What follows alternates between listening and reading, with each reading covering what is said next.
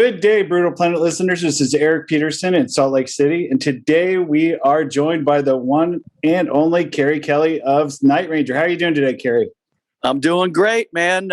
Beautiful day here in Southern California, and I'm talking to you. So there it is. How are things down there?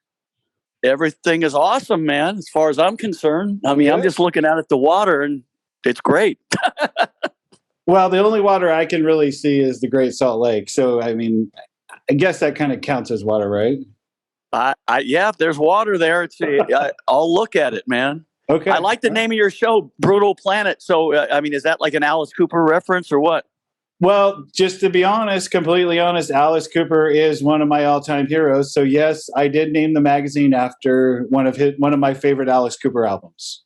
I love it, dude. I love it. That's great, man. I was just talking to a few of their guys. Well, I was talking to Ryan the other day, and then, from the band and a few of the other production guys about some other things. But, always in contact with those guys. I mean, incredible organization. Alice is a great guy, a legend. And, I mean, it's awesome, man. So me and you are on the same page. Well, yeah.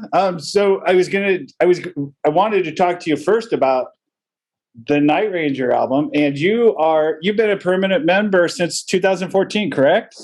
Yeah, man. It's been a while, man. We're having a blast. I mean, I love the guys, and we have such a great time playing. That's one thing. I mean, I've been telling people a lot, doing a lot of interviews here lately, obviously because of the new record coming out. But it's so. And I'm not trying to say this about any other bands, but I'm sure you've heard things, from bands that are kind of have been around for a while, that this guy doesn't like that guy, or that guy doesn't like the other dude, or they're all that nonsense. And the coolest thing about these guys is that they still really like each other. I mean, we go out to dinner all the time. They love playing together. They love making records, which is awesome, because that's why we got into it, man, to create art and do it. So it's a blast playing with the guys, man. And they're so professional, and I'm having a great time, man. And this is your second Night Ranger album, right? Yeah. Well, I guess technically we've done 3, but one of them was a live record. We did a live record and a live DVD. But yeah, this is the second, studio album. So yeah. And the new album is called ATBPO, which stands for "And the Band Played On," and it comes out this week. How did you guys come up with the concept and the name for the album? The name just came about like at the very end. Jack, we were kind of all throwing around ideas, hey, what do you think we should call the album? All that, the regular. And then he kind of came up with that. And it was just basically a reference to during the COVID, of course, there was a lot of, these kind of collaboration things that you probably saw on YouTube and things like that with different people. But, and I'm sure some bands were making records, but we were right when the pandemic kind of started in March, was when we were actually just starting to work on demos and bounce ideas back and forth with each other. And then that happened. We kind of took a break for a month or two because, you didn't know if the world was going to end. Yeah. But then obviously when the world was not ending, we just kept, drudging along. And the band played on. We just kept working on the songs, writing them, honing them in, dialing them, in. And now here we are. We finally got to the finish line. Nice. And I saw you guys in concert in January of 2020, right before the shit hit the fan. It was, You guys were out in Wendover, and I saw you out in Wendover. Oh yeah, we always love to play that joint, man. It's cool. Yeah, I mean, it was obviously the whole shutdown was. I mean, it was the weirdest thing in our history. I guess we're still kind of going through it. Yeah, we are. I'm glad that seems like we're kind of seeing the end of the tunnel. I don't know how many variants they think they're going to keep putting out, to pull on the people, but I don't know. I'm not an expert. Yeah. I'm just happy that we got a new record coming out, and that we're out playing for the people, which is what we love to do, and I love to do. Getting on that stage and entertaining people, and have them, feel good about, we're here at a concert. So that's what I'm happy about. Great. So the first 2 singles, "Breakout" and "Bring It All Home to Me," were perfect way to start the Night Ranger back into the forefront of the rock scene. A couple of my favorites personally are "Dance." I love that song. It has a little bit of a "Pour Some Sugar on Me" and a little Mutt Lange kind of a feel to it. Yep. Yeah. And then Tomorrow is easily my favorite on the album. Oh, I love it. Yeah, that's great. Yeah, that's definitely a cool track, man. I'm glad that obviously you got the pre-release of the record because it comes out obviously on Friday. But no, that's cool, dude. Tomorrow's a very neat song. Kelli and I kind of put that together in the initial stages. And then everybody, of course, did their thing to it. Everybody starts adding their little parts. But I think it came out great, dude. So I'm glad you like that. It's one of my favorites as well. It just has that classic Night Ranger sound to it, and that's part of the reason I loved it so much. And the guitar work is classic Night Ranger in it. So cool, yeah. We always try to incorporate all that stuff that they're known for. Obviously the dual guitars and the harmonies and all that crap. And I mean that's the coolest thing to be able to do with this band. I mean, one of my favorite bands, from the 70s is Thin Lizzy, and they kind of were the originators of that, dual guitar harmony things and all that stuff. And that's where Night Ranger kind of, got their thing from, in the early 80s. It was kind of based on Thin Lizzy. Obviously the guys have told me that. So for me, it's just a blast to be able to duplicate the lines from the older records, but come up with new lines on the new records for me and Brad to play. So it's awesome. Yeah. Exactly. Are there any songs on the album that have any special meaning to you?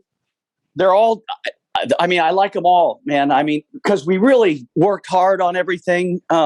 We didn't really, some bands, obviously, depending on the time frames, they kind of have to go and really crush it. Like, we need to do this, write the thing and put it out and, get it recorded in 2 or 3 months. But we really did there's a few other songs. I think there's actually 14 or 15 songs that were recorded for the record, because some of them are these bonus tracks they do for like Japan or Europe and this and that. But there was a few other songs too. So I think we might have had 17 or 18 songs total, but we really did work on them. It was a labor of love, really dialing them in and which, like I said, I think is kind of cool to do that, because sometimes you're just not under the gun. And I think they all came out awesome in their own right. Some songs are heavy. We obviously have the ballads on there. We've got some classic mid-tempo Night Ranger songs, like you said, in Tomorrow. So, I mean, I'm very proud of the record. I kind of think, and I'm nothing against the last record, I think there's awesome songs on that as well. Don't Let Up. But I think that this effort is even better. It's just my opinion. I love Don't Let Up too. I mean, I love, there was the cowboy kind of bar song in that album that I can't remember the name of it right now, but I love that song. That was such a great song. No, I mean, like I said, I love that record as well, but this one, and I don't know if it's just because it's newer and we've been working on it, or but I think it's a stronger effort. Like I said, that's just my personal opinion. What was the recording process like? Did you guys all get in the studio, or did you bounce things off each other and record separately, or? Well, it was due to the good old COVID. It was a very strange process. I mean, everybody kind of in bands has some kind of home studio typically these days, and we all have pretty good studios. Myself and Jack, where we have other bands actually come and record at our place, stuff like that. But how we did it was basically we just sent ideas around to each other. Jack kind of is like the ringleader and kind of like really goes, hey, this one, or hey, that one, or let's work on this or that. So once he kind of, after a few months, kind of figured out which were the right songs, I went to Jack's house for about a week or 4 days, I think it was, at the very first part of November when the election was happening and all that. Okay. And he and I kind of really honed him in on what, he and I thought were the right arrangements, the right tempos, the whole 9 yards. Then we sent those out to the guys. And then all the guys started doing their masters, laying down their real parts, not just demo parts. So that's how it worked. And then after that, it was like trying to put a puzzle together, because nobody had got together except me and Jack. So everybody was just playing whatever they wanted to, which was kind of cool, over every song, so. But there was then I'd be playing a guitar part over Brad playing a guitar part. Then Eric is putting a keyboard part over our part. So you got to really figure out the puzzle and go, hey, that part's great for this part, but that chorus part is great that Brad played, hey, I like the keyboard solo instead of the guitar solo. So it was like a puzzle at the end to put it together. You know what I mean? Have you gotten a chance to play any of this stuff live yet? Yeah, dude. I mean, we played, well, in Soundcheck, we've been playing Bring It. We haven't actually played that one live, but we have played Breakout like, I think 4 times now, 3 or 4 times live. And it's awesome because that song is high energy. Yeah. You know, has the cool harmony guitars right out of the friggin' gate. I mean, it starts with harmony guitars. So yeah, it's been going over rad, man. That's a good song just to start a Night Ranger concert with, period. Absolutely. So far, so good, man. Good. I was going to ask you, I mean, we talked a little bit before we started, but you've worked with some legends in the industry. You worked with Vince Neil and Alice Cooper. Yep. Yeah. What are some of the most important things they taught you about the industry? You know, I don't know. I mean, I've been very fortunate, you know, the last, 25 years, you know, to play with so many great people, you know, in the quote unquote professional, you know, musician realm. And because it's not easy, as we know, you know, being a in the entertainment business, whether it's music or, you know, trying to be in film or TV shows. I mean, it's it's almost like 1 in a million to actually succeed, especially for decades, you know, and but man, I just, you know, all the guys, like I said, I've been very, very lucky and fortunate to play with so many great people. Like you mentioned, Vince, Slash, obviously, Alice for many years. And I just go in there and I just do my best. You know, I do the job and just try to have a great time and do what I'm there to do. So I don't know if I answered your question, but I'm just fortunate to be able to, you know, play with all these people and have a great time creating music or entertaining their fans, you know, when we're playing live. I have to ask you though, you know, you get out on stage with Night Ranger and you're smiling and you're having fun. What was it like when you were with Alice and you got to see him get executed every night? Well, that's awesome. You know, I was just telling a story the other day about Alice. You know, I've known him for about 20 years or so, because there was a time, I think it was in 2000 or 2001, where I knew all the guys in the band and everything, but one of the guitar players, they were on a tour and something was going to happen and they were going to need a fill-in guitar player to finish the tour out. And so they brought me in to kind of, you know, be the guy on standby, quote unquote. It ended up that they got through the tour before any incident happened. So that's fine. So I've kind of been in the loop for 20 years, but when I joined the band, we rehearsed for like a day and a half. And, you know, Alice's show is, you know, it's a show. It's not just like you're jamming songs. Yeah. Like, oh, let's jam. Let's play this song. Let's play that song. It's like literally a sequence, you know, of the whole show. And we never really played it all the way through. And when, like I said, we rehearsed for like a day and a half and Alice wasn't even there. It was only the band. It was like myself. It was Eric Singer was playing drums in the beginning. Damon and Chuck, who's in the band still. Yeah. We rehearsed a little bit, a day and a half, and then we flew up to Canada, and then we started the tour. Never even played with. I mean, I had jammed with Alice here or there, but never ran the show down with them. We played it. Then we played the show in Canada, the first show of this Canadian tour. Like 5,000 people there.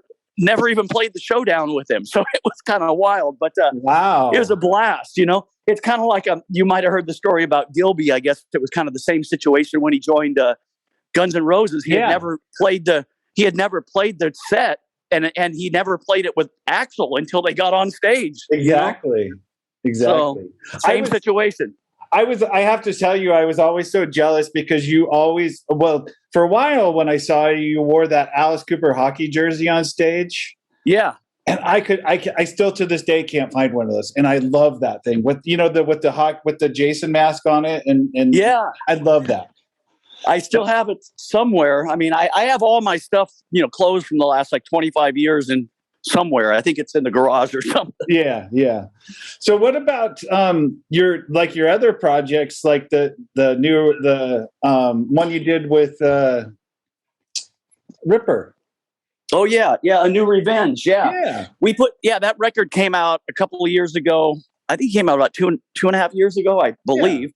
Yeah. Anyway, and that was a cool project, man. It was obviously myself, Tim Ripper Owens, who has a new record coming out with another KK from Judas Priest. Yeah. And we had Rudy Sarzo on bass, a legend, been around for decades. And James Kotak from the Scorpions. He was in the Scorpions for 22 years. And yeah, man, that was another thing that we just kind of like, we worked on that record for a couple of years without really killing ourselves. Like, hey, you got to hurry up and get this record done. We were kind of just writing songs and working on them here and there. And, but that's a great project. I mean, I hope to revisit that maybe next year or something like that. Put another record out. That was a solid, fun album. Yeah, cool. Thank you, man. Yeah, it's kind of like, I always tell people it's like kind of like pop metal a little bit, because it has some hard elements on it, but it still has that some commercial sensibility. Pop metal. Exactly. And then since we're on the subject, have there been any close calls for you, like you not taking something that you regret, like for example, like Kiss asking you to play and for them, and you saying, no, I'm good with that where I'm at now? Well, yeah, I mean, there's been a couple of things that I probably should have explored a little bit further, but I didn't. I don't really want to tell you. It'd be kind of embarrassing, but that's there one specifically I think I probably fucked up on, but hey man, I can't argue. Like I said when we first started talking, dude, I mean, I've been able to do this professionally for 25 years, which is a stretch on its own, and been able to play with so many great people and bands that I'm just happy where I'm at, to be honest with you. Now I think it's because the business is rough, honestly. And you took over. When you took over, you took the spot of Joel Hoekstra, which is huge shoes to fill, and you've kicked ass. Yeah, he's great, of course. And I mean, well, that's the thing with Night Ranger is that, and a lot of people that haven't witnessed the band live, whether it's been lately or even back in the old days. I mean, they're like a force. A lot of people think, just, Sister Christian, or maybe they know Don't Tell Me You Love Me. It's kind of, one of their harder rocking songs, but live, I mean, it's serious. I mean, they're a real serious rock band with great players, great, especially guitars and stuff. And I think some people don't understand that haven't been able to witness the band, So like I said, I mean, I think it's awesome to be able to play all those great lines and with Brad and just go up there and rock with the guys, because they are great musicians. Because I mean, you and I are about the same age, and I mean, we grew up listening to Dawn Patrol, and when Dawn Patrol came out, we were like, holy shit, this is amazing. And I mean, and then, you didn't think it could get any better, and then it did. And now you're part of it, which is so cool. Yeah. No, it's it's wild sometimes, when you're playing with people, because I've always kind of been the younger guy in almost all the bands I played with, Yeah. So I was kind of almost, like you said, kind of fans of a lot of these bands when I was just a kid, when I was kind of cutting my teeth and coming up, 14, 15, 16 years old. It's odd when you're playing with them, and then the phone rings and you look down to see who's calling, and it's like Slash or something. You're like, it's like a weird mindset. Like, that you're, like in the band or you're playing with them or whatever. But then it's like, kind of like, this is fucking trippy, man. It's like wild, and see, I had the exact same story 2 days ago. I talked to Jeff Pilson, and he said, if you would have told me 20 years ago that I would today be the longest touring member of Foreigner, I would have told you were a liar. Yeah, it's true. That's great. Pilson. Yeah. I mean, those guys are out there.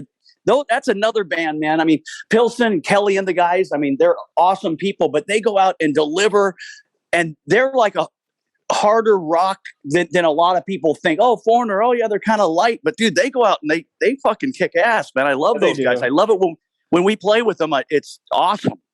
And I don't know, you probably didn't see this, but now Jeff, they have a new guitar player, and he can play bass. So Jeff is actually doing a little bit of keyboard stuff for a couple songs now. Oh, cool, good. Yeah, I think I heard something about that. So, hey, man, I mean, they're going to keep going until the wheels fall off, I guess. Exactly. But like I said, they deliver. I mean, they're awesome. They are. Yeah. Well, Kerri, I appreciate your time. And I hope to see you back in Utah sometime or somewhere close where we can get together and just just enjoy company of each other again. So absolutely, brother, man. I mean, yeah, if we're coming around, man, give us a holler, man. I'd love to have you down, hang out, have a beer, watch the show, and have some good times, man. Yeah, and so everybody go pick up and the band played on in 2 days, because you won't be disappointed, I promise you. So that's it. Get it, man. We appreciate it. Check it out. Yeah. Well, I appreciate your time. Thank you.